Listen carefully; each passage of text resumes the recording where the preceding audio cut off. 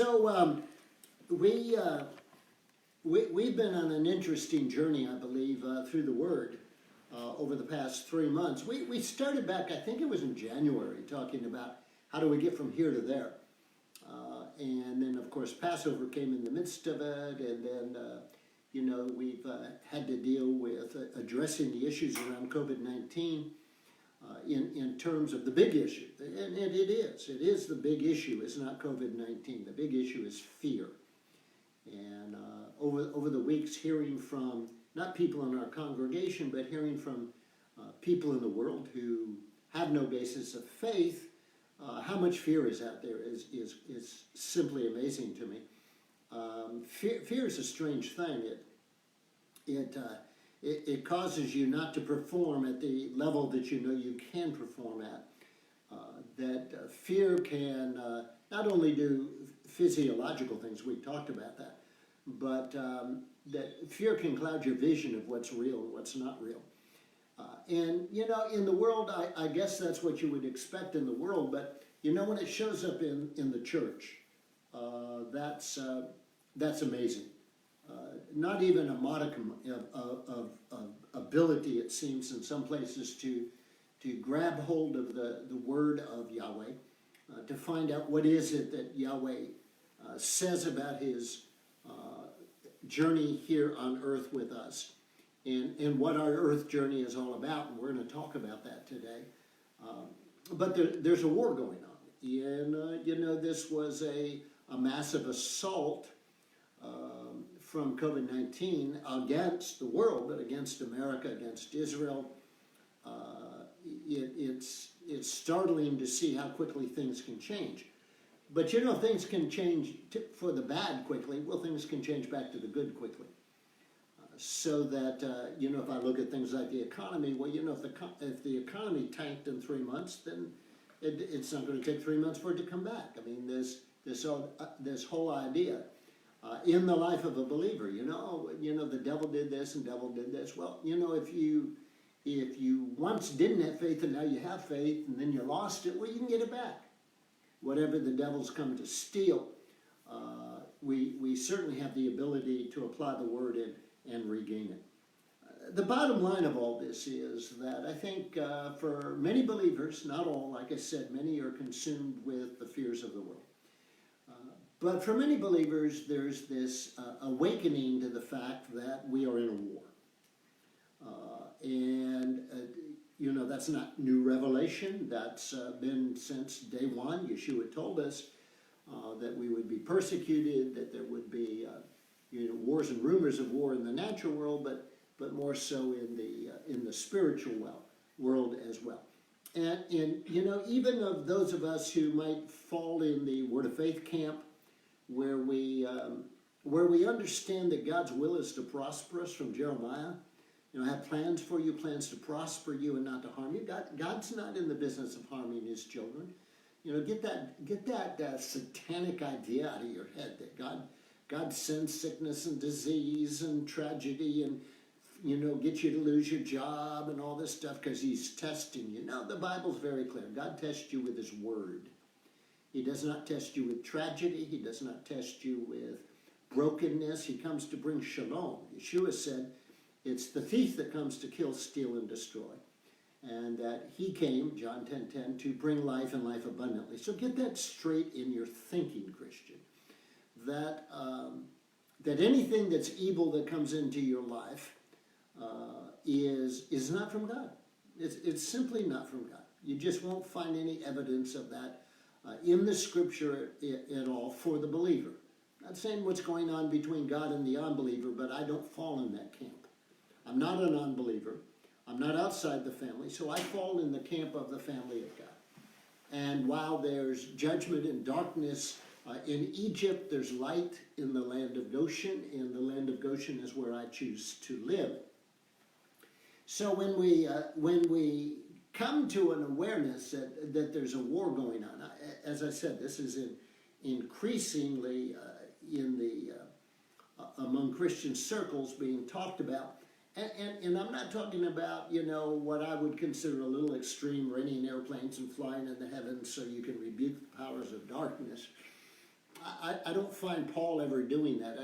I don't find Paul gathering around him groups of people to go to the highest hill in Ephesus and let's pull down the strongholds. We're dealing with spiritual strongholds. That there's a tactic that needs to be applied. But I want you to stop and think in your own life. You know, it's like there's pressure, there's opposition. You know, I said to a Christian years ago, they said everything's going well all the time. You know, they got promotions, they got this and they got that. And they didn't understand people who talked about having to fight, having to stand.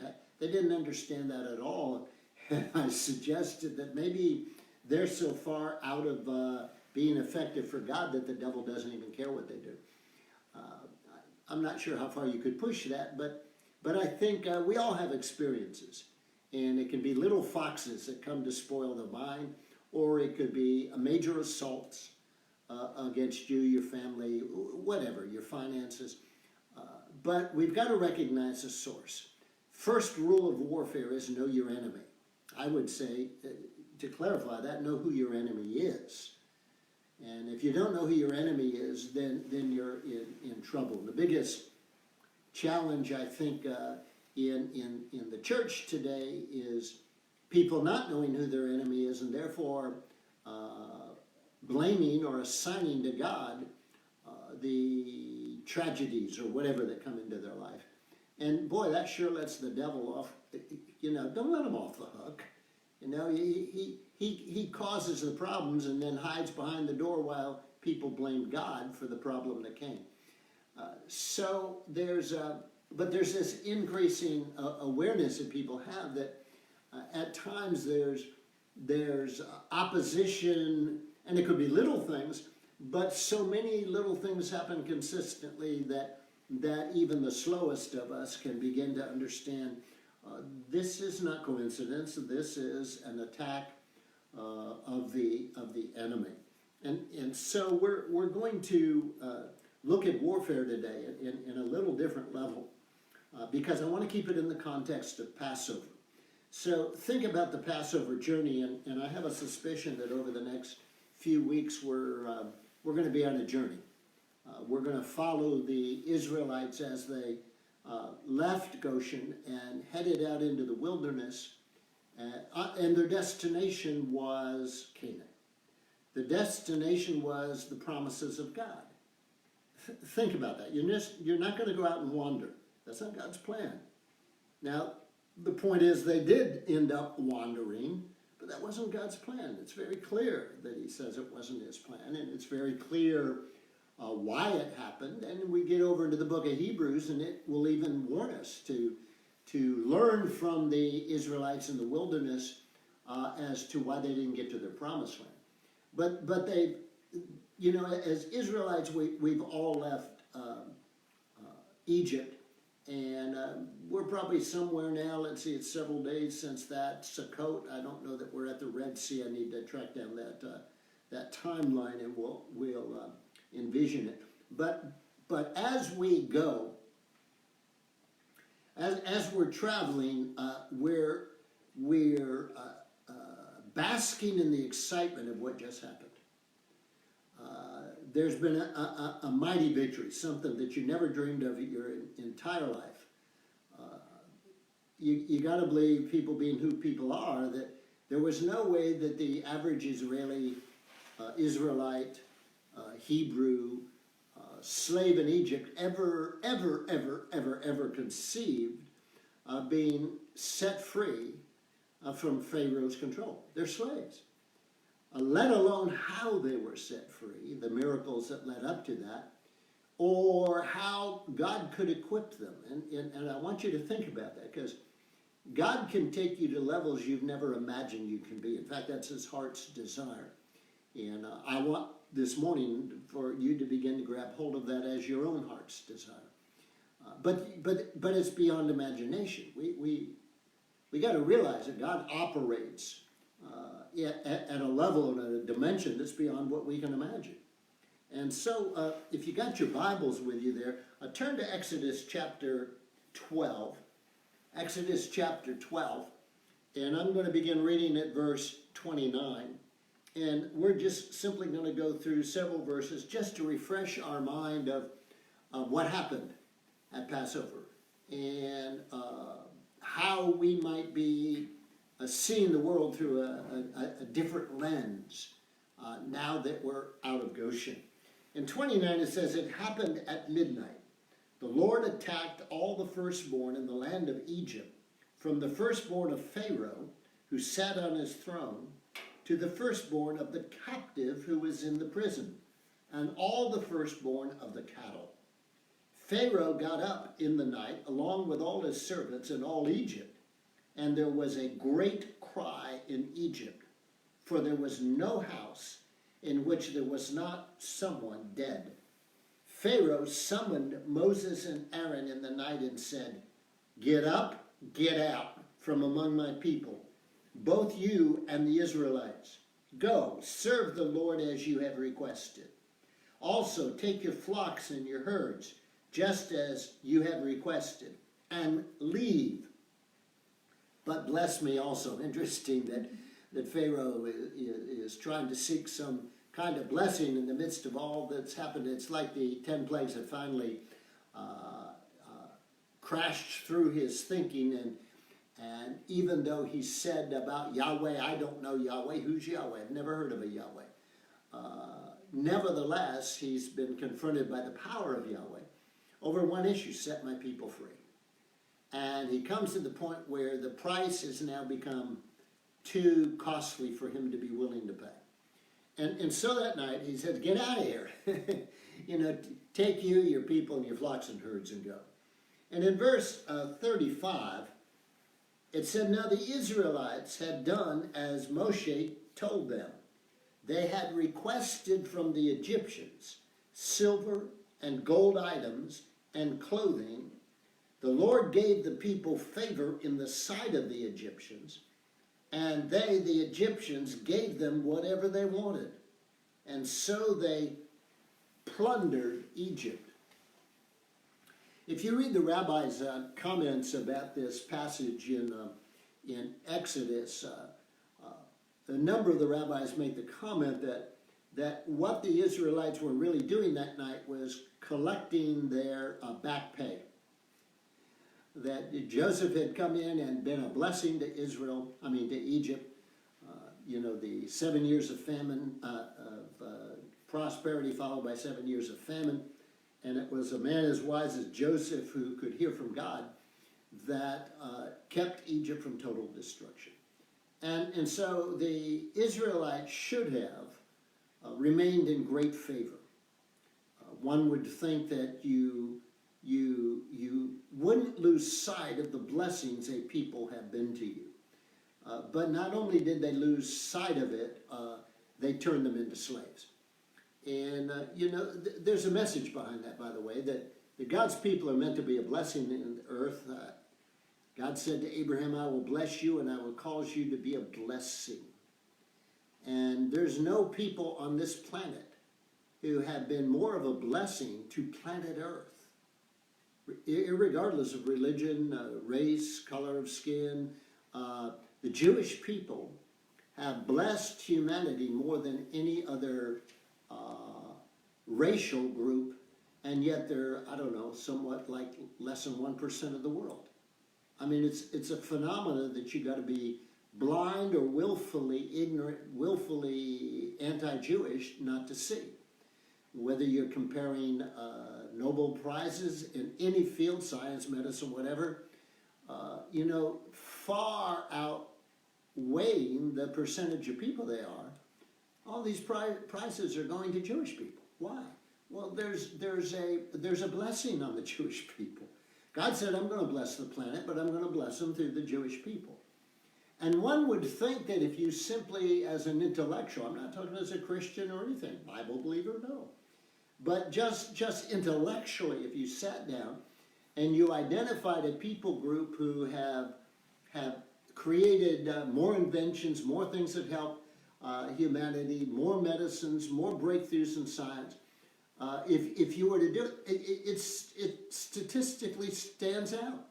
We think Silicon Valley is this great area of innovation, but percentage-wise, they're dwarfed by Israel. Now, not pure numbers, because obviously America is far bigger than Israel, but as a percentage, it's absolutely amazing. And yet, what do we have? We have a growing anti-Semitism in our nation.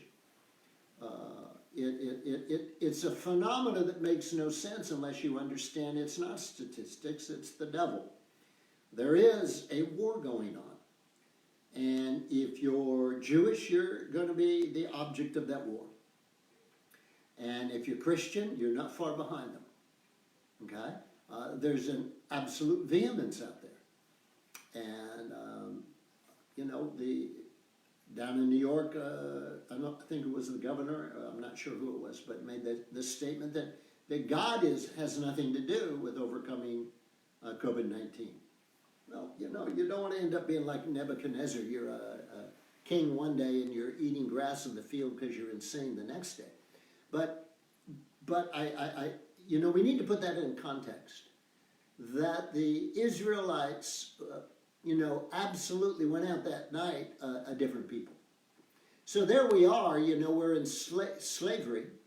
And then all of a sudden in one night, we put the blood of the lamb on the doorpost of our house. And then Moses has told us, look, we're getting ready to leave. Go to your neighbors and ask them for whatever you want. I want the gold, I want the silver, I want this. By the way, when they got out in the wilderness and went to build the tabernacle, you ever wonder where all that gold and silver came from? Stop and think about it. And the Bible does say that the wealth of the wicked is being stored up for the righteous because the righteous know what to do with it. So they're coming out and they're going to head out into the wilderness. Now, this message that I'm sharing with you today, and I'm sure I'm a little more informal than normally, but it's been brewing in me for, oh my goodness, 4 weeks now, and other things came up that took precedent, but it's like a little bit here, a little bit there, about the fact of what happened to the Israelite slaves. By the time they're over on the other side of the Red Sea, they're quickly formed a fighting army. Now, I don't know about you, but that makes no sense to me in the natural. How do you form a fighting army of slaves? How do they become an army? And you could say, well, necessity. Well, that's part of it. But there was something else going on there. And specifically, what does that have to do with you and me is that you were born in a war. You're born again into the middle of a battle. And it's an ongoing war, and yet the church, especially in America, has turned into more of a social club where, we like to party together, have fun together, have our worship services together, but do we really see that this is a life and death issue in terms of the army of God and what our part is in it? Now, in the midst of, pieces of this coming together, I had an interesting phone call yesterday. My brother called, and that might not seem strange to you, but my brother rarely calls me. It's usually years between, phone calls that happen between him and me, and so he called me. He's 5 years older than I am. And in the midst of our conversation, he wanted to know what I knew about our dad. My dad was an Army officer. At World War II, when the war began, he was an insurance actuary. But when the war began, he got called up. He was in the National Guard, so he got called up and was sent to New Guinea. And I think he fought most of the war over there. And my brother, was asking questions to which I had answers, which was interesting, including one which was, how long was Dad's term of service? Did they have like 2 or 3 years, and that's your service up? I said, interesting you asked. I Googled that just the day that he called, because I was curious about that. And in World War II, When you got drafted, you were drafted until the war was over. I mean, it's a war for the existence of Western civilization. You know, it's that, well, you served your 3 years. No, you get in and you're in till it's over. And so he was asking these questions, and I got thinking about how, you know, as a young boy growing up in a military family, so most of my life was living on military bases. But even my friends in school whose dads were not in the military, there was one question that boys had who were born in the late 40s and 50s and 60s. If their father, their uncle, their grandfather had served in the war, the first question was this: where were you in the war? Hey, Dad. Hey, Uncle Jim. Where were you in the war? And you didn't have to define what war it was then. It was the war, World War II. And, you know, you'd get an answer: Germany, or we fought in France. I fought in the Pacific Islands, or whatever it is. Where were you in the war? And what you really didn't want to hear was, well, I had flat feet, so I was exempt from service. And you know, you didn't really want to hear that. You know, when you're talking with the other boys, you want to be able to say, my dad fought in, okay, or my dad was in the war in such and such a place.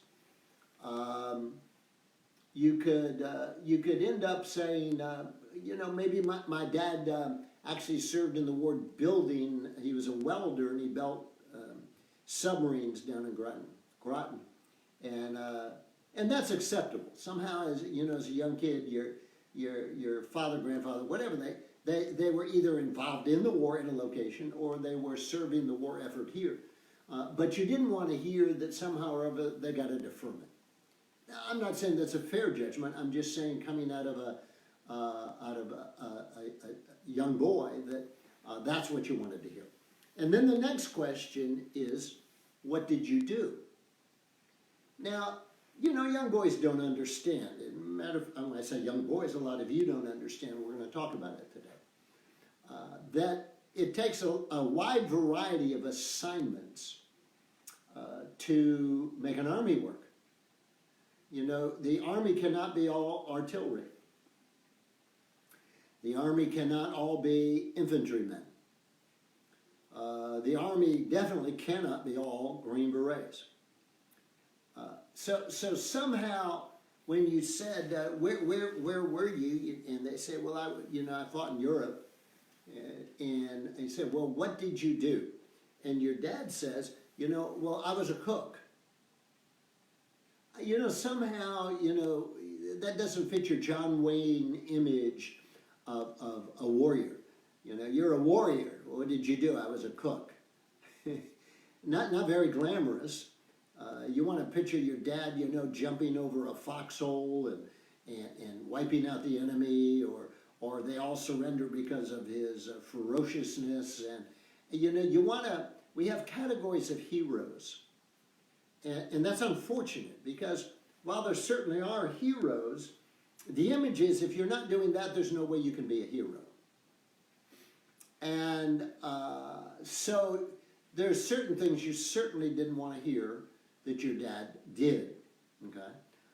In my case, my dad went overseas, and, he was in Papua New Guinea and Port Moresby with an artillery unit.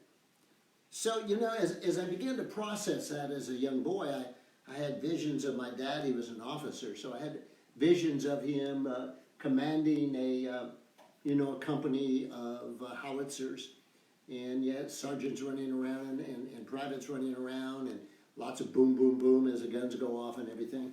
And I think it was probably in high school that I realized one day, just talking, my dad was an administrator. He was in charge of all the paperwork. He was a paper pusher.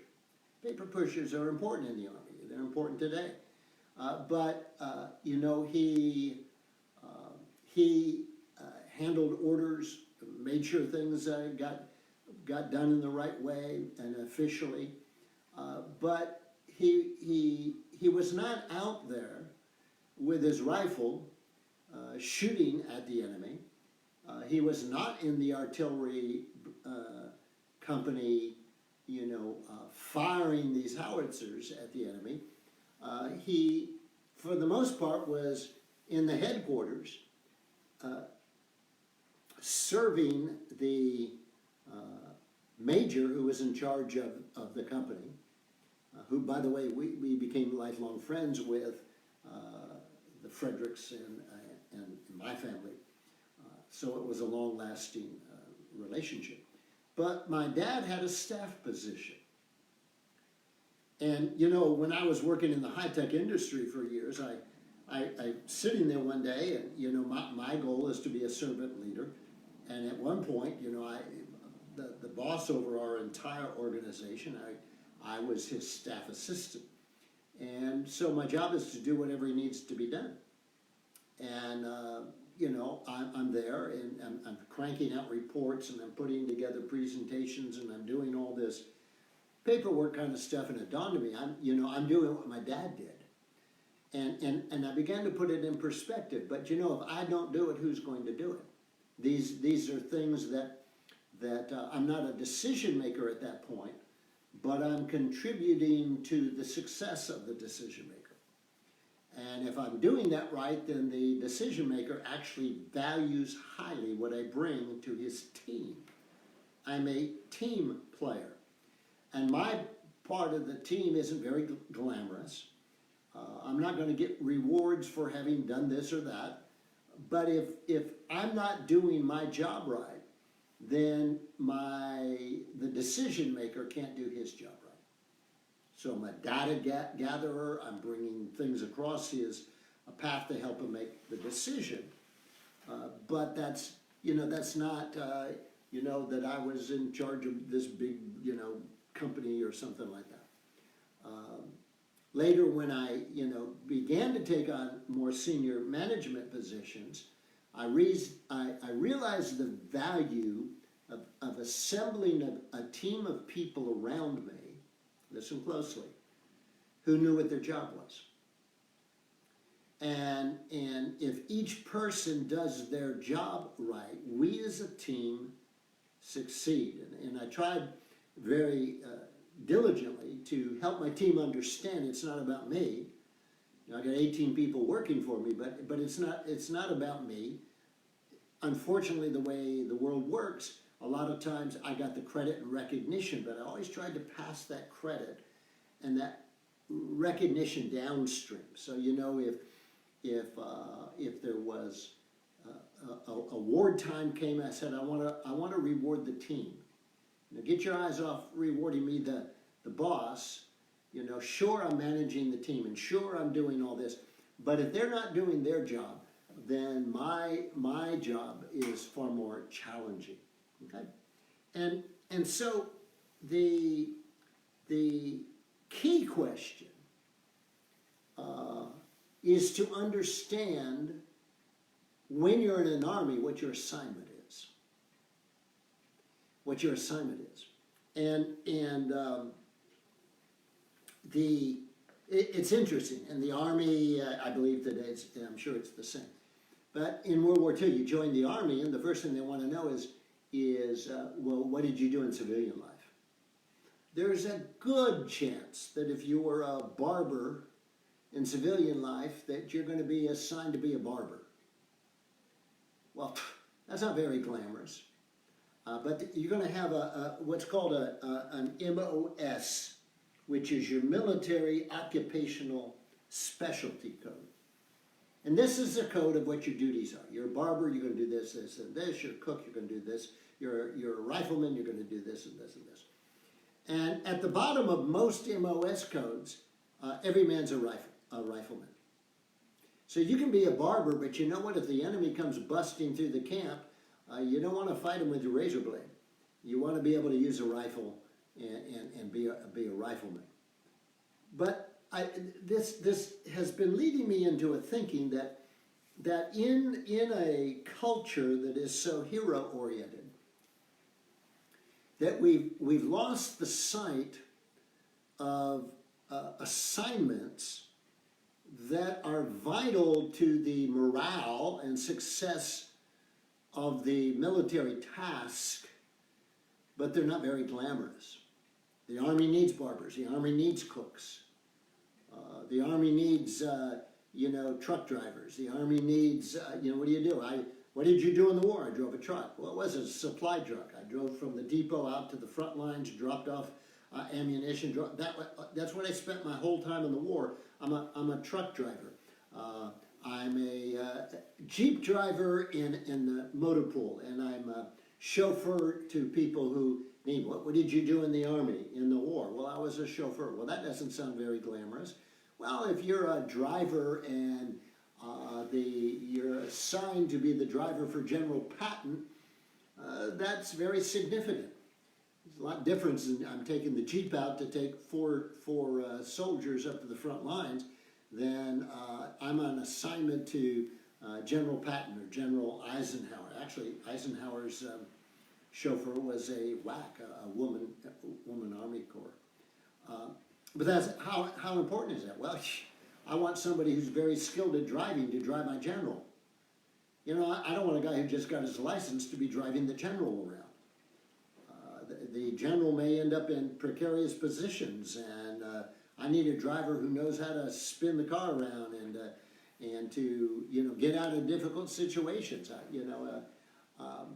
So the talent in an Army or Navy or Air Force, there's all kinds of assignments. I watched a PBS film a while back on submarines, and the captain of the submarine is showing the PBS crew around.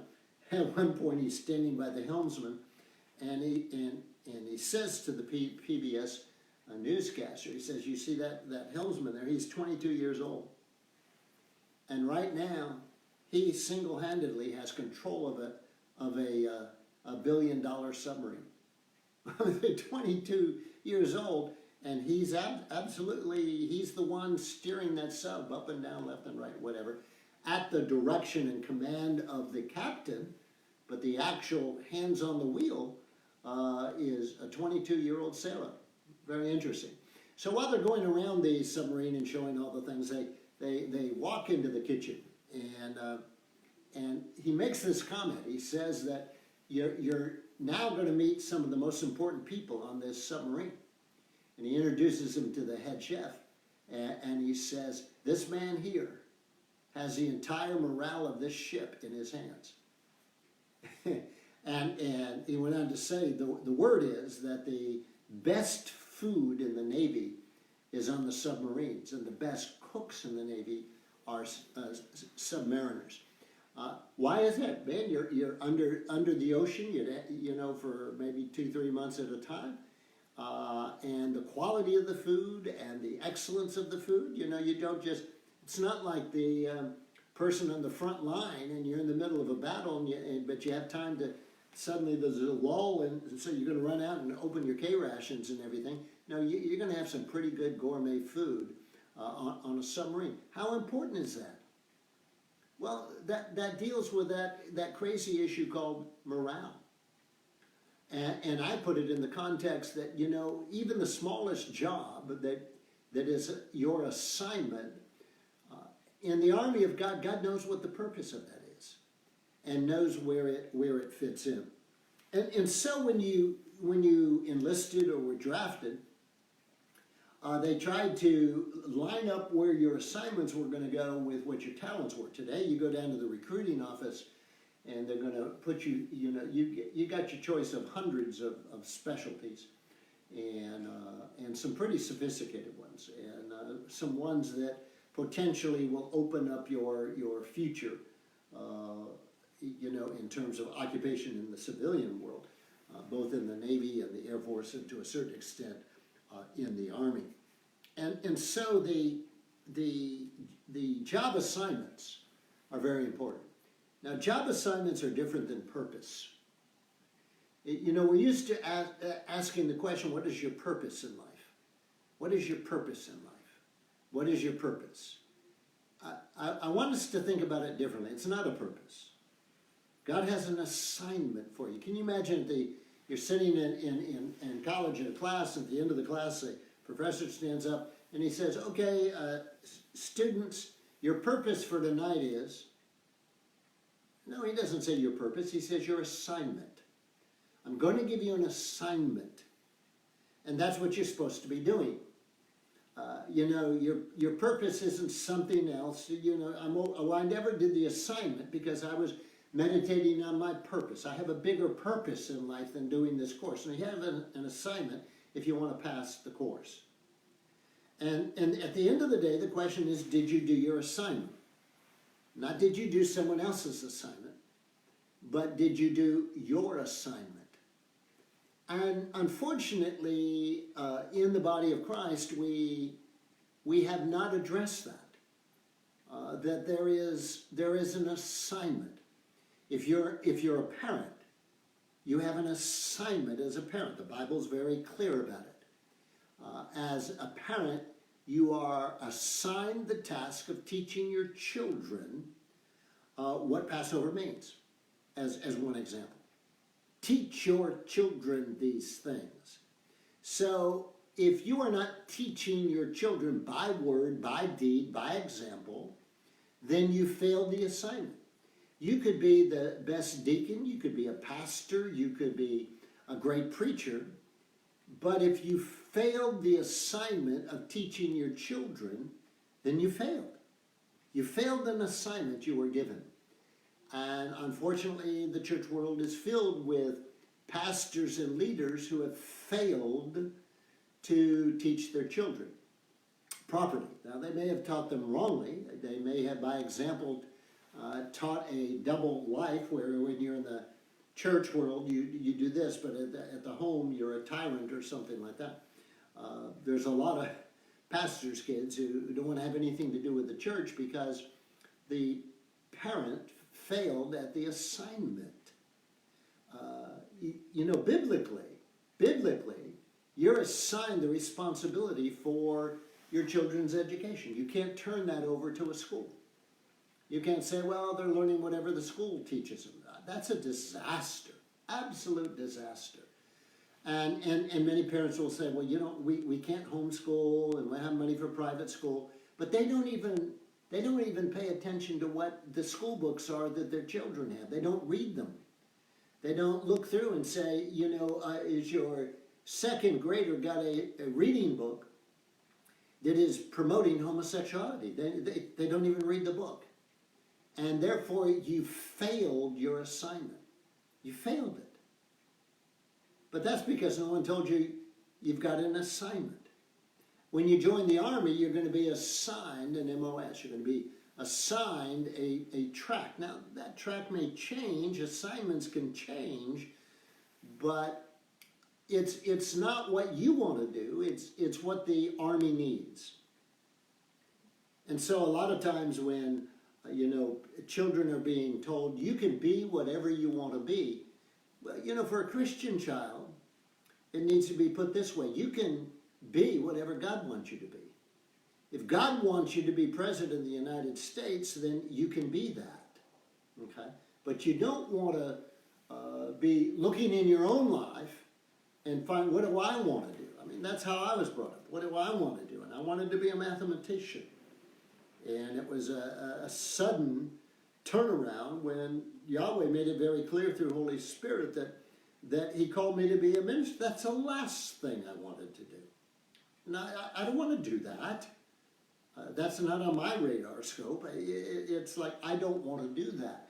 But I remember clearly and distinctly, you can go ahead, the Holy Spirit said, you can go ahead and do what you want to do, but I can't walk that road with you. Or you can do what Yahweh wants you to do, and then I'll walk that road with you and I'll never fail. So when you come into an army, you're going to have an assignment. Now, I like to picture that when we get to heaven, we'll be sitting around one day, and the question we're going to ask each other is, where were you in the war? Where were you in the war? And you say, what war? The war on planet Earth, light against darkness, truth against falsehood. Okay, the gospel of good news versus the bad news of the enemy. Where were you in that war? Where were you in the war on earth? You've now stepped over into the dimension called eternity. You've now stepped into a life without warfare. You've stepped into a life that is going to continue to go only upward and upward and upward, where we're constantly understanding more and more and more and more. And we're going to look back at whatever years we had on planet Earth, and they're going to seem so short. Even if you live to be 108, that is not even a blip in eternity. But I imagine that we will still have that curiosity question. You meet somebody and say, where were you in the war? And you don't want to be one who says, I didn't even know there was a war.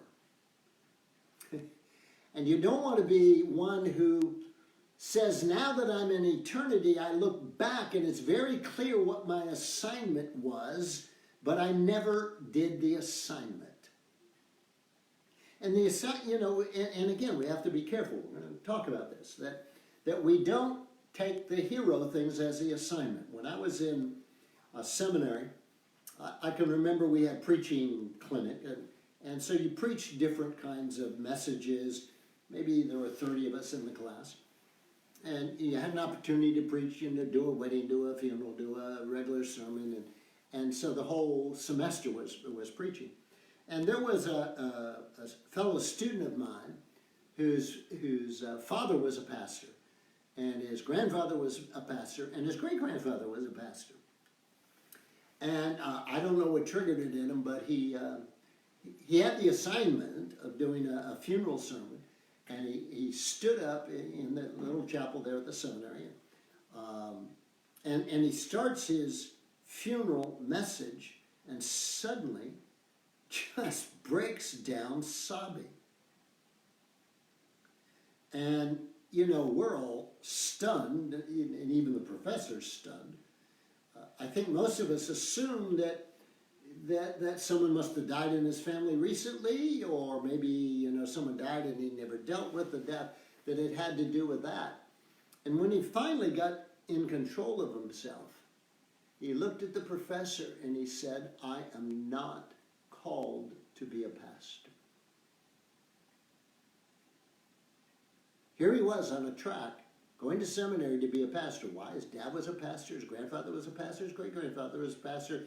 From a little boy up, everybody around him said, yeah, Tim's going to be a pastor when he grows up. And so it's just kind of, that's what it's going to be. Now, that triggered an interesting thing, because when he made that decision, and he did, he ended up leaving seminary and going off to a college and got a degree, and I'm not sure where he went from there. What disturbed me was the reaction of fellow classmates. One day we're sitting in the cafeteria and they talked about, and they said, what a shame that Tim lost his call. And it just startled me. And I looked at them and I said, that is not fair. I said, if Tim had gone off to college and become a architect, and he's got an architect's business and everything's going good, and one day Tim hears from God that God wants him to be a pastor, what do you say? You don't say, too bad he lost his call as an architect.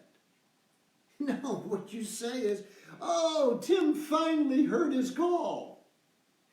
Why is that one way? If I'm doing this with my life, and then one day find out that's not my assignment from God. If the assignment from God turns out to be in a leadership position in the church, you're the good guy. But if you're going down a track where you're preparing for church leadership and God says, that's not what I want you to do with your life. I have another call, another assignment on your life. Why can't we rejoice in that? Because of what I call the hero mentality. The hero jobs. Pastors are at the top. evangelists come up underneath them. We have the fivefold ministry gifts. Somewhere down there we have missionaries. And then we get down to what ends up being the ordinary layfolk who have nothing to do but sit in the church and listen to the messages and bring your tithes so that the fivefold ministry gifts can continue. Why can't the hero be the bottle washer?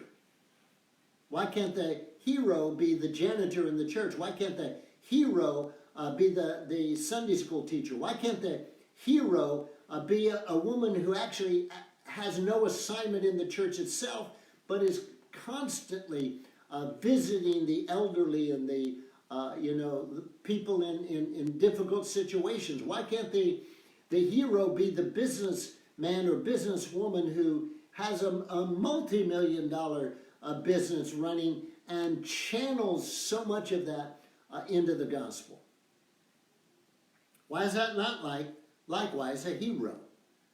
We have this image, we're going to get to heaven and it's Hero Day and all the fivefold ministry gifts stand up and everybody applauds them. Well, over here we say, okay, we have another group here and they're all businessmen, and we say, well, who are they and what did they do and how do they qualify?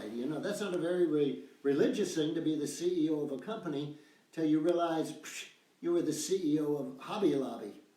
And you took a whole company and turned it to be a force to speak the gospel and the good news and the truth of God's word into our culture. Why is that not likewise a hero? What have we done with the army of God? What have we done? That we've exalted the heroes to a status that leaves everybody else out. And if you can't preach like this, and if you're not that, and because we don't have enough in the church heroes, we start bringing out of the church heroes. We get a movie actor who gave their life to the Lord, 3 months ago, and that's really great. And I'm glad they have a testimony now. Once I was blind, now I see. But does that mean you put them in the office of a pastor and give them your pulpit and let them preach when they have never read the Bible in their life except for the last 3 months? What qualifies them? But we put them in there because people are going to come. People will come to church because, the sports guy is going to be there. The media guy is going to be there. The Hollywood person's going to be there. What have we done? We've raised up heroes that make the ordinary Christian begin to find, well, I can't compete with that. We parade the Green Beret in front of the army in such a way that if you're not a Green Beret, you might as well not participate in the war. And the truth is, we can't all be Green Berets. I was reading a book. It's by an admiral who is in charge of the Navy SEALs. Someone in the church, one of you boys gave that book to us to read. It's a fascinating book. I'll share it maybe at a later time. But I came across a YouTube thing of this admiral giving a speech to the graduating class at a university. Now, I don't know which came first, the book or the speech. I think the speech, probably, knowing how things work, came first, and then he turned it into a book. About lessons that you learn from being a Navy SEAL. I think it was something like 140 men started out and wanted to be the Navy SEAL in this particular group going forward, and it was like 60 ended up making it. That's a big dropout rate. But it's brutal. It's brutal. And I got thinking about it. The 140 had to be the cream of the crop of the regular Navy. I mean, you don't apply to be a SEAL when you can't do, 100 push-ups and all this other kind of stuff already before you even accept it in the program. So in my mind, anybody who wants to be a Green Beret or a Navy SEAL, you're already a hero. You're already, the head of whatever group you're in right now. To go that extra 1,000 miles, I can't say an extra mile, man. You're swimming in shark-infested waters at night, and it's just crazy. But so everybody that enters that program has been judged by the SEAL program as being potentially qualified, and and like I say, they're the cream of the crop. They're the top 1%. Come on. You know, it's like we lose an ability to evaluate. Sure, you're not a Green Beret jumping out of a helicopter with your M15 firing, but you're the cook, and the Army needs a cook. You say that again, the Army needs a cook. The Army can't function as a fighting force if everybody are jumping out of helicopters shooting. You know, who's going to make sure the food is there for them? Who's going to arrange for the Thanksgiving meals to be delivered there? Who's going to do that if you don't have people in the food department? And we got to get to an attitude where we quit looking down at the cooks and realize that the important thing is you have an assignment, and your assignment is vital, and we got to get out of this. Only certain people, you know, everybody can reach a certain level. No, that's not biblical. Because it's assignments we're talking about. It's not what you want to do. It's that God has an assignment for everybody. And as Paul says, the head can't say to the toe, I don't need you. The strong parts of the body cannot say to the weak parts of the body, I don't need you. Because what it does is it pushes the ability of the Army to function as one unit where everybody's doing their part. It pushes that down because it suppresses people's whose assignment is not yours. And so this, I came across that speech, and I thought, that's quite an accomplishment. That's quite an accomplishment. But the point is not, did you accomplish something? The point is, what's your assignment? What a shame to go through all that work and effort to become a Navy SEAL, and God says that's not your assignment. Come on. We've got to admit that what's happened in the church today is we have become hero worshipers. And the vast majority of people aren't there. Now, let me give you another example of that, quite apart from this. Look at the economy. The truth of our economy is that the bulk of jobs and wealth in this country flow through small businesses. Oh yeah, there's dozens and dozens and dozens of CEOs making $1 million a year, but there's literally tens of thousands and hundreds of thousands of small businesses pumping money into America. It's always been that way, and most people don't realize it. That when the Democrats come along and say we don't want to expand funding to small business, you're economically ignorant. Small business has always been and always will be the lifeblood of any economy. Come on. And so it is that the life of the church has got to be in the peoples of the congregations. It's got to be in the peoples of the congregations. It's the mishpachah, it's the family, it's the peoples of the congregation that have the ability in revival. When revival happens, and there'll be a massive revival in end times, we're probably just on the corner of that happening. There will be outstanding preachers who emerge. There will be the Billy Grahams, and there will be the crusades with the tens of thousands. But after the tens of thousands are won to the Lord, where do they go? What is the value of 10,000 people in a crusade committing their life to the Lord, but they have no church? They have no leadership. They have no church they can go to where people can shepherd them and disciple them. Because we think, well, you got saved by that person there. It's like saying to somebody, you need to come hear an evangelist who will tell you about Yeshua. Well, why didn't you tell them about Yeshua? Why is the evangelist more valuable? Because you can bring up Reinhard Bonnke. I mean, millions of people came to the Lord under Reinhard Bonnke.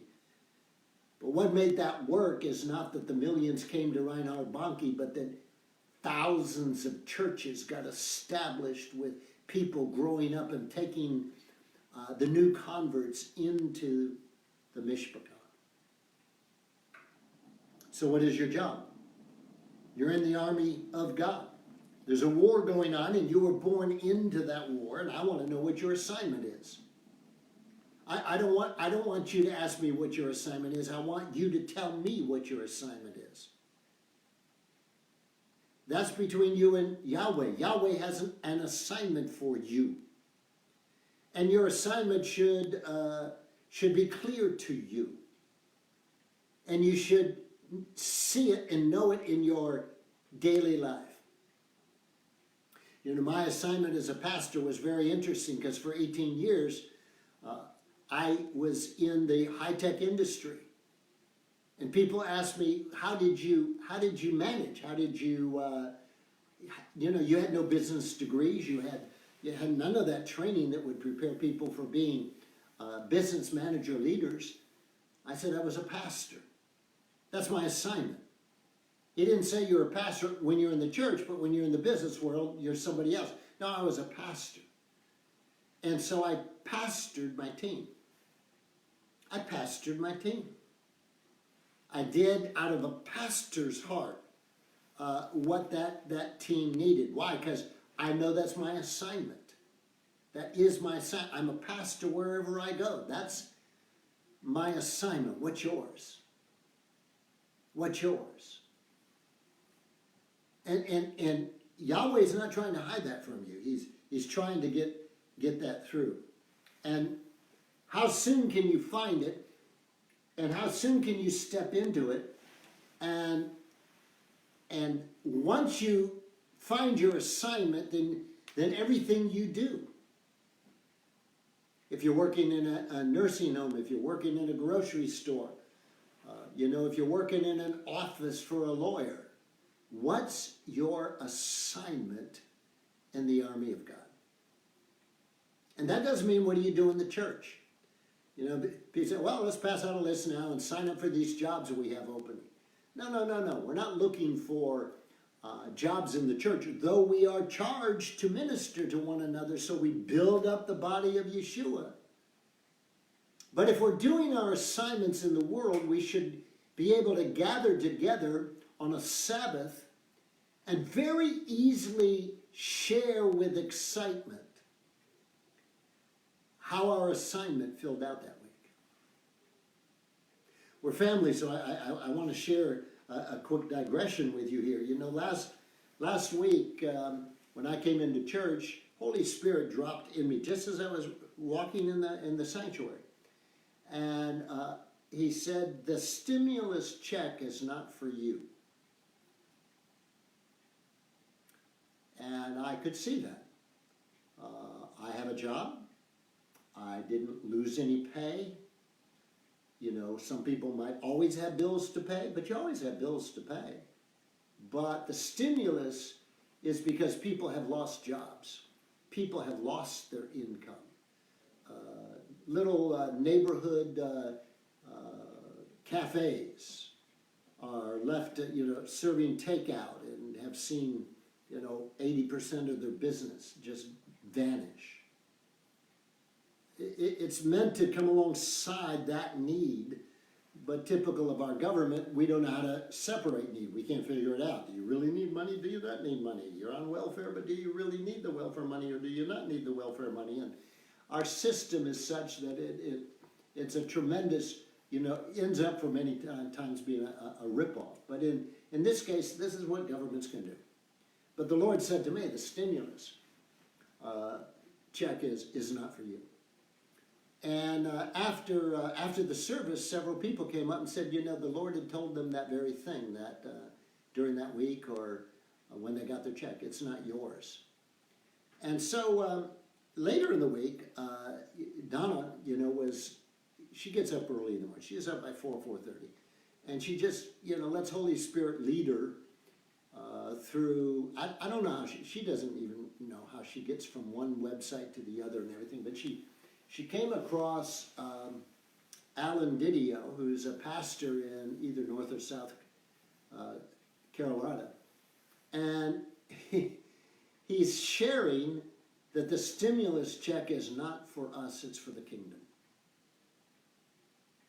I mean, that happened here for me, and then here's this pastor down there. I said, I bet you Holy Spirit's speaking that all over this nation. I bet he's speaking to his church. That if you're one that got laid off and everything, that's a different story. But if that's not the case, it's not for you. It's for those who need it. And so this week, one of the couples in our church, actually the wife, was sharing that the two of them took that as a word from God and said, okay, all this money is not ours. Now, could they use it? Oh, yes. Oh, yes, they had needs in their life that they could use it for, but they realized they heard from God. It's not for us. And so they instantly knew right away where they were going to give part of that money. And it was to the woman's hairdresser, because once they shut things down, she lost all her hairdressing appointments. Now, loss is loss. What do you do with that? You're living. I'm sure they were living like most couples. He had a job, she has a job, and they're living to the limit of the job, maybe even beyond the limit of the job. But very few people could sit in, unless you're really plugged into Dave Ramsey totally, and you have a 3-month supply to get through. Most people don't. But she had no income, just lost it, and so they gave her a substantial amount of money in cash, and the woman obviously just broke down in tears. Here, God told us to give this. It's not ours. And I'm watching this woman in our congregation. She is absolutely so delighted. I mean, it was a thrilling thing for her and very emotional, obviously. But I thought that was money. That was not money with a purpose. That was money with an assignment. And Yahweh said that money is a sign for kingdom work. And so she was doing kingdom work. What happened? She fulfilled an assignment from God for her part in the army. Her assignment that day, somebody's off, you got to fly over a hill and do something, and somebody there, but your assignment today is to get the baggage ready. Well, her assignment was to give money, that money, to that person. And when you're doing God's assignments, it is very rewarding. Are you a hero? Not in the eyes of the church. Maybe if you gave $1 million, you might be considered a hero. And so again, when we get in that, well, you got to have the heroic. Where is that going to go? Where is the impact that God cared enough about that hairdresser to give that to her? He knew her name. That was money with an assignment and a person required to carry out that assignment. So I'm reviewing all this, and trying to find out, Lord, we've got to move beyond what is my calling, what is my purpose in life, and it's doing what a pastor who was my mentor years ago, Chris Lyons, would say living the Christian life is getting up every morning and saluting the Savior and saying, reporting for duty, sir, what is your assignment to me? And it's becoming assignment-minded rather than who am I? It's not a question of do you have a place on the org chart? Do you have a position? We all know. Now, I want to just read a paragraph to you. And this is from a book called Vessels of Fire and Glory. But half an hour before this broadcast began, I was up in my bedroom and just sitting there, just thanking the Lord for his goodness to me. And my Kindle was sitting there. And so I reached over and turned it on. And it's right staring at me. It was right at this page, right at this paragraph, Vessels of Fire and Glory. And it says, your assignment in the army of God. Here I know this is what we're going to be talking about today. And right up to half an hour before I'm ready to begin, Holy Spirit's still dropping things in me. Your assignment in the army of God is your individual expression and extension of the Messiah's destruction of the works of the devil. You are a destroyer of the works of the devil. God will give you a way to do it that is all your own. It is something you do that destroys the work of the devil. So, let's back up to the army of God. What is the army of God about? The army of God is about what Yeshua's task was, which is to destroy the works of the devil. Wherever the devil's tied something up, we're to loosen it. Wherever the devil has done damage, we're to repair the damage. Tikkun olam is what the Jewish people would say. To repair the world. That's our every day. You have an assignment, and it might only be one thing, and that's your assignment for the day, but you've done it. It might be that you helped somebody do something, that you were extra kind to somebody, that you talked to somebody and they were discouraged, and they talked with you and they're no longer discouraged. It could be, as in the case, you're giving money to somebody, that money had an assignment, you had the assignment, and you carried it out. But I'm doing the works of the devil. Somebody is wrapped up in fear over COVID-19, and so you text back to them words of encouragement, words of hope, words that are that are positive. Tiffany does our Facebook, and man, she's constantly putting things on that Facebook that are positive and encouraging, and why? That's an assignment. That somebody can read that and they're having a difficult day, and they flip through and see that, and suddenly, because Tiffany did her assignment, their days did. More importantly, what the devil meant for harm, Tiffany carrying her assignment turned it around, because my assignment is to destroy the works of the devil. That's your assignment, and it can take on many places. You can be helping in our feeding program. Well, guess what? You got people who really appreciate the meals and everything, but it's the devil who wants to shut things down. It's the devil who wants to keep them in poverty. It's the devil who wants to say there's not enough food. And simply you're part of the team that is serving the food and making that happen. That's an assignment. And it's a vital assignment.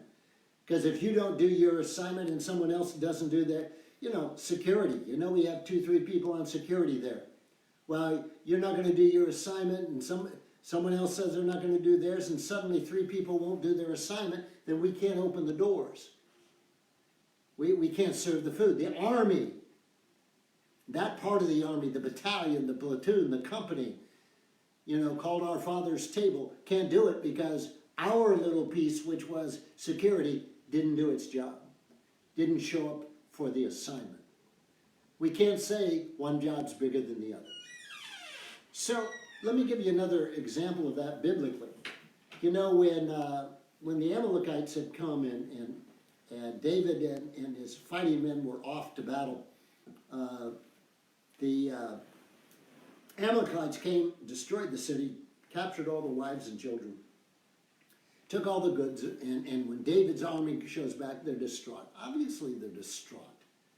Come on. I mean, while you're all fighting a battle to save somebody, your home's been destroyed. Your wives and children have been taken captive. Everything, and these are fighting men, but they're distraught. Okay, but then David says, he inquires of the Lord, should we pursue? And the Lord says, you pursue and you're going to have victory. In other words, you go pursue the enemy that stole and take it back. Go take back what the enemy's stolen. And in fact, they do that, and they get every wives, children, all the goods, plus they get more money in goods and silver and gold because they took what the Amalekites had in their camp. Now, when they went to do that, a large portion of David's fighting men were exhausted. Listen, don't judge people who get exhausted in the battle if truly they've been fighting. The church is the only place that shoots its wounded. If you were in Vietnam and you were fighting and you got even a little nick from a bullet, you got a Purple Heart. We have a little ceremony and we give you a Purple Heart because you got wounded in the fight. People get wounded in the church and the church dumps on them. Somebody, especially leaders, you have a leader that has a moral failure. Well, he shouldn't have, and it shouldn't have happened. But don't dump on the guy. Don't bury him. Don't make him feel like an outcast. Where on earth did we ever get that? It's because of a hero mentality. And heroes are always perfect in our thinking. Heroes are the perfect ones. And somehow, boy, if you no longer qualify to be a leader because you fail. Well, what do you do with David, Bathsheba and Uriah, murder and adultery? What do you do with that? What do you do with Samson? Come on, what do you do with these heroes in the Bible who were men who often, what do you do with Abraham, father of faith, who denies several times that Sarah's his wife? You're dealing with real people. And Yahweh has a habit of picking up people who fall and dusting them off and getting them set. What did David do? The men come back and they have all the spoils, and you can imagine they pile them all in the middle of the thing. Okay, all the gold cups here, all the silver cups here. Okay, and you can imagine Shmuley says, okay, he's out there, he was one of the fighters, and he says, well, David, there were 50 of us who went fighting, so I think we ought to divide the cups among the 50 of us. And David says, no. You're going to divide it among the whole troop. Those who stayed and guarded the baggage get the same portion as those who fight. And it says in the scriptures that was the rule from that time on. The cook gets the reward just like the ranger. The Navy SEAL doesn't get a bigger reward as he becomes a captain. He's not going to get a bigger reward than the captain in the Navy who's doing something else. The question is, are you doing your assignment with excellence? The reward is attached to your assignment. Do your assignment with excellence and you should get the reward. He who supports a prophet gets a prophet's reward. That's biblical. It's not the world's way. Oh no, it's not the world's way at all. But we're not meant to be fighting in the world. We're meant to be fighting in the army of God. And the army of God is all about finding your assignment and doing it consciously, conspicuously, creatively, and with an awareness that I'm going to do it with excellence. So in the army of God, it doesn't make any difference if you're the janitor or you're the CEO. Come on. I watched a film of one of the newest auto factories. I'm not recalling the make of the auto right now, but it's definitely high-end over in, I believe it was Scotland. And the CEO of the company was taking the reporter through. And the reporter said he noticed that at one point there was a piece of paper or something on the floor, and the CEO bent over and picked it up. He says, everything is immaculate in this place. And he said, you know, all these tiles, they need to be replaced every so often, but he said, you'll notice they're all lined up in the right way. Nobody says, well, that's good enough. It's never good enough, it's excellence. What your job is excellence. When I was working for digital years ago, I had an experience. We were in a product group that sent new products out to shows, tech shows. And so that, you know, you typically came down into the shipping department on a Friday, and here were computers all packaged up and everything and ready to ship. And I was bringing a package down there, and I looked over at the address on this one package, and it was to a trade show in Philadelphia. And it was marked next day delivery, which means delivered on Saturday. And I happened to know the details of that show. And so I said to the shipper, I said, why is that going next day? And he said, well, because the man that shipped it just checked off the box that says next day. I said, can you tell me the difference between next day shipping to Philadelphia and 2-day shipping? And it was about half price. And I said, listen, I'm going to ask you a question, a favor. I said, whenever anything comes through marked next day, would you call the man that wants to ship it, or the woman, and ask him if it really needs to be there next day, because that trade show doesn't open for 4 days. Next day, nobody's going to be there. So you're going to ship to a place that's just going to sit on a dock, and it's not really needed until 4 days from now. And he asked me, he said, why is that a concern of yours? I said, because I want the company to be profitable. I said, you might think you're just a shipper, you're just doing what you're told. I said, but you're a vital piece of cost reductions, because you should be aware of it. And ultimately, whether any of us get pay raises next year depends upon how profitable the company is. And across this entire company, if it turns out that $100,000 a year could have been saved in shipping costs, do you think that would be significant? But it's not just your 100,000. Multiply that by another department not doing shipping, doing something else, but they could save costs here. We might be sitting on $20 million worth of savings that are right there, and it's the lowest person on the totem pole that is aware of it. And so you're very important to the profitability of this company. Well, I'll tell you, you know, by the time I finished talking, his head was high, and I heard him on the phone one day doing just that, calling for, does this need to be there next day? Well, no, I mean, 2 days would be acceptable. He was doing his part. He was doing his assignment. So the question again is, what is your assignment? Now, in the midst of this, are you still happy out there? Nod your head, as if I could see it. I want to pick up one other thing, because it puzzled me in this whole message. And that's where, I mean, the whole point of the message is your assignment. And to understand you're in an army. And it's kind of like a Gideon, you know, God said, tell those who don't want to fight, go home. And I can hear, you know, we're going to come to a day in our culture where if you're not up for the fight, go home. I heard, I think it was Buddy Harrison one day said when they moved the church from one side of town to the other and lost 2,000 members. And he said, well, now I know who's with me. Well, better to know that. If you don't want to fight, go home. If you want to join a club, then a club is all you get. But you've been invited into the family of God, and the family of God is a warrior family. We are an army, and we have all different kinds of assignments, and some are glamorous and some aren't, and some require a lot of education and some don't require a lot of education. But what is required, that everybody know their assignment and be in position. And so I was thinking of this question of how do you get slaves to become an army? You know, how do we take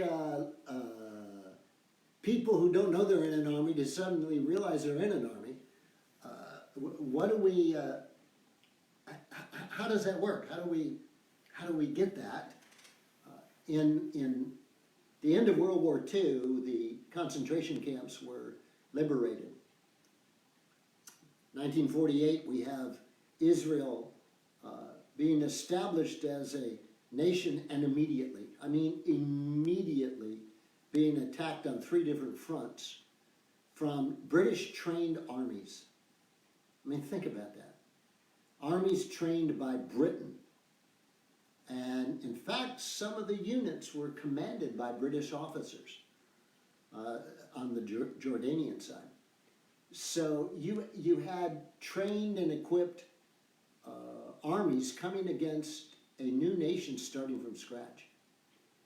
And the practice became very quickly, because we either do this or we were wiped out, is ships would arrive at Haifa from bringing people from these interim camps. So you were bringing in Holocaust survivors and bringing in young men from Europe who were fleeing Europe on a ship to go to the promised land. Now think about that. All that the promised land meant, all the hopes and dreams of the Jewish people. And now they have their own nation, but the nation is under immediate assault.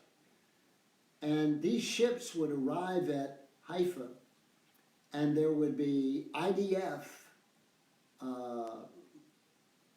leaders there who immediately would take men, I don't know what the age range was, probably, teens up through 40s, run them through a physical, and if they were physically fit, immediately they were inducted into the IDF. Now imagine that. You've just come from the horror of Hitler's assault on the Jews in Europe. You've come from poverty, and if you were a Holocaust survivor, you came out of the concentration camps. You've probably had a few months of time, being built up, nourished, because you were in an Allied rehabilitation place. All you can think about is getting to Israel and starting your farm or whatever. And you land in Haifa, and the next thing you know, they're putting a rifle in your hand, and they're going to send you up toward Tiberias, where you're going to fight the Arabs. You're not a fighter. Excuse me, I was a student. I was whatever.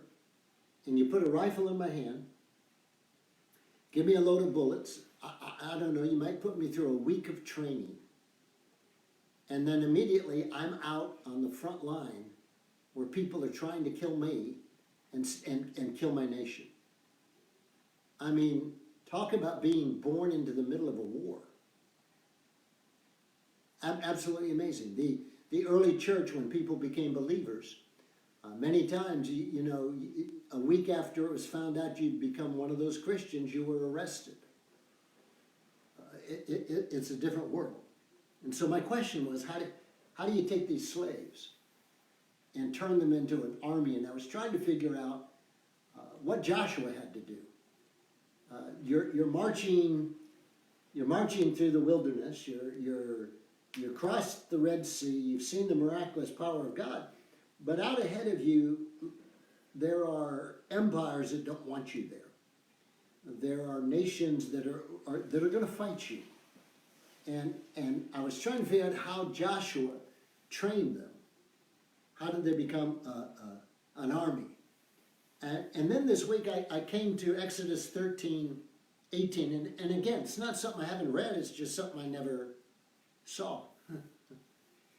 Exodus 13:18 says, "So God led the people around by the desert road toward the Red Sea. The Israelites went out of Egypt ready for battle." Now, I know we had the miraculous thing of the wealth, that night when they were delivered, there was not one feeble person among them, so the Passover meal was the meal that heals. So miracle of miracles, slaves are all healed in one night. Miracle of miracles, slaves had become very wealthy in one night. But this says they went out of Egypt ready for battle.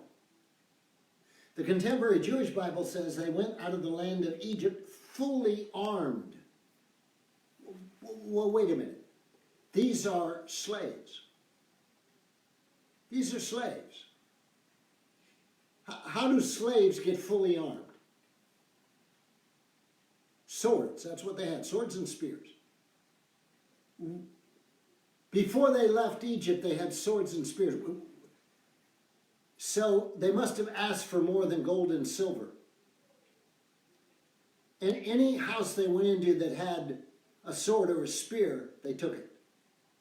They went out, this is Bible, they went out fully armed. The Amplified Bible says, they went up in battle array, orderly ranks, in marching formation. The CEV says they left Egypt prepared for battle. The Message Bible says the Israelites left Egypt in military formation. Now wait a minute. I'm trying to figure out how Joshua organized them once they're out of Egypt, but my Bible tells me they left in military formation. You know, Cecil B. DeMille's, when he made his movie on Moses, got it all wrong because he had all kinds of infirm people and people being carried out in stretchers, but you had a mob moving out. But the Bible doesn't say it was a mob. It says that they left in military formation. Squads, platoons, straight lines. When did they learn to do that? When did they prepare for battle? I mean, I think back to my experience when I attended West Point, and you know, for the first month, the bulk of what we're doing every day is learning to march, learning to keep an orderly fashion. And there's something about being in order that intimidates the enemy. Being in order speaks of power. Think of that, the Olympics, when the Chinese ran it in their drum show that night, and one of the media gurus kind of watching this massive banging of drums and the absolute synchronization of 2,000 men. Absolute to a perfection. It would be easier to believe they were robots than men. There wasn't a variance in them. And he said, this is scary. What was scary is that you could mobilize 2,000 men with such precision. That's why armies have always learned to march together. And especially in China, Russia, Nazi Germany, a lot of emphasis put on marching. In China, in North Korea, they even pick, whether it's women or men marching, they pick them of the same size. You can't vary an inch. And this is what they do all day, every day. They practice marching. I've seen it, look them up on YouTube, it's fascinating.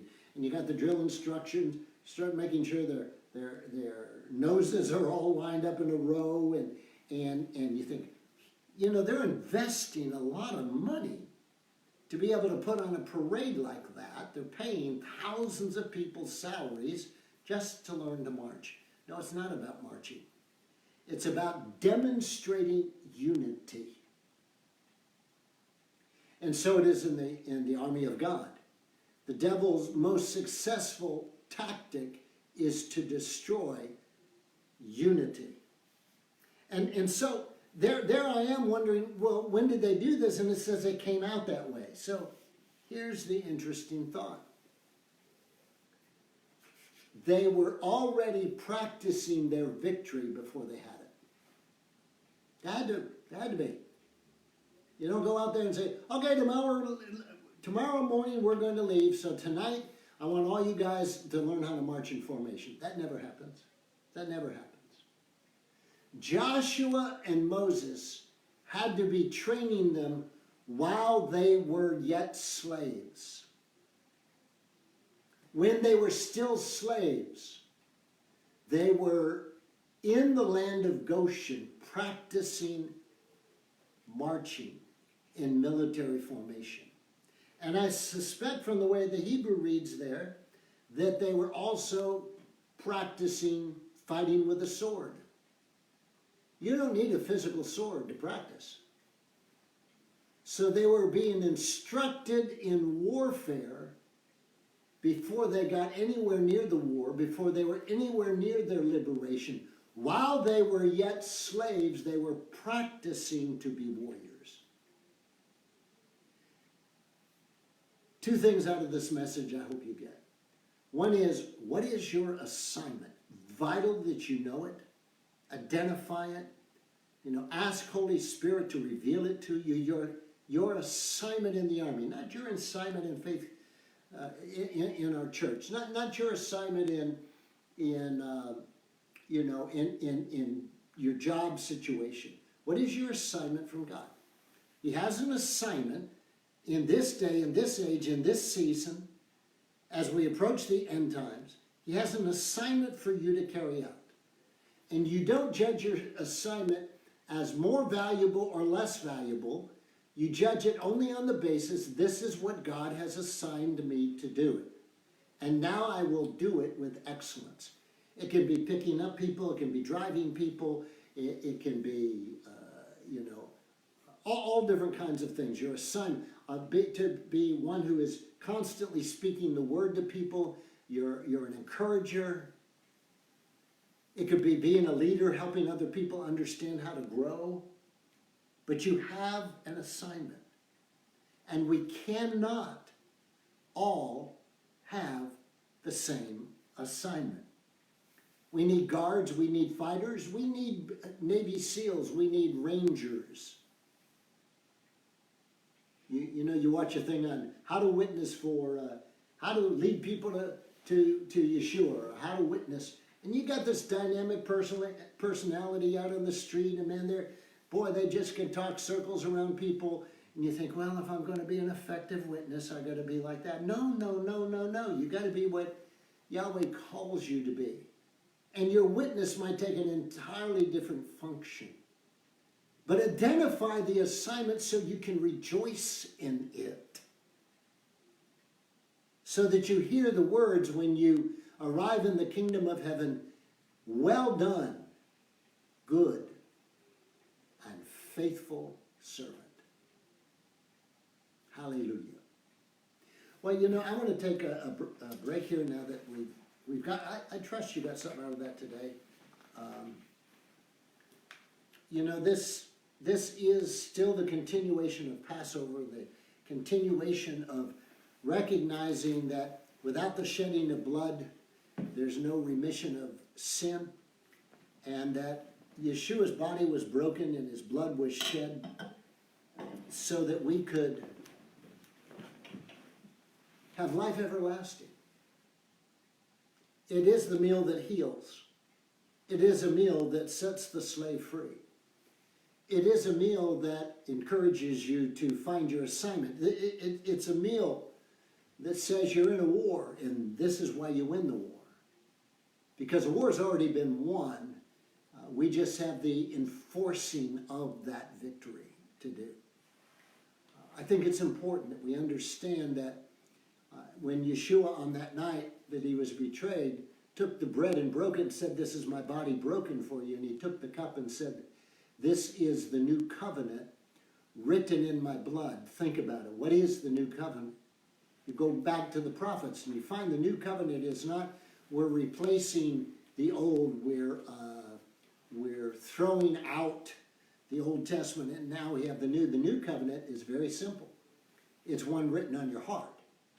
The new covenant is the old covenant written on your heart. It's a change of location. And so the blood of the covenant, and the blood covenant is the most powerful covenant you can ever imagine. The blood covenant cannot be broken. And when your Heavenly Father enters into blood covenant with you through the blood of Yeshua, that he took to the heavenly altar and applied it there, it's applied to your account. The blood of the Lamb has been put on the doorpost of your life. That when we share this together, we're saying that we're in one family, we're in one army, we're in one battle. And the captain of the hosts, the captain of the angel armies, is the very one who laid his life down. And the army of God is his family. We're both warriors, whatever our assignment is in that battle, and we're sons and daughters. None of what we do here, none of the messages I bring, none of what we do as a church, as a mishpachah, as a congregation, none of it makes any sense at all until you understand it's the blood of the Passover lamb that established a covenant of protection, of health, of healing, wealth, of prosperity, a covenant of family. Within the family lie our assignments. And from within the family we draw strength to go out into the world and defeat the works of the enemy. So Yeshua, taking that bread and breaking it, spoke of his broken body, because it's the brokenness he was willing to go through that means you and I no longer ever have to be broken. Let's share the bread together.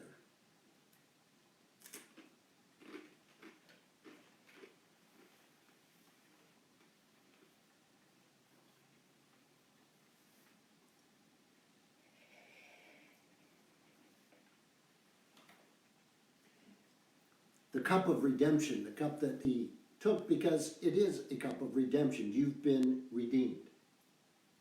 It's like your life was in the pawn shop of the devil. And Yeshua took the blood of the covenant and went into that pawn shop and he redeemed you back. And we need to remember that the blood of Yeshua is a full redemption. He didn't save you from sin, but not sickness. He didn't save you from sickness, but not poverty. The price that he paid was massive enough to pay for all needs, for all time, for all humanity. There's never a shortage in the blood. It's simply for us to reach out and let that blood mark our lives and say to the enemy, you have no right whatsoever to cross the bloodline of my life. Let's share the cup together, remembering Yeshua's blood has paid it all.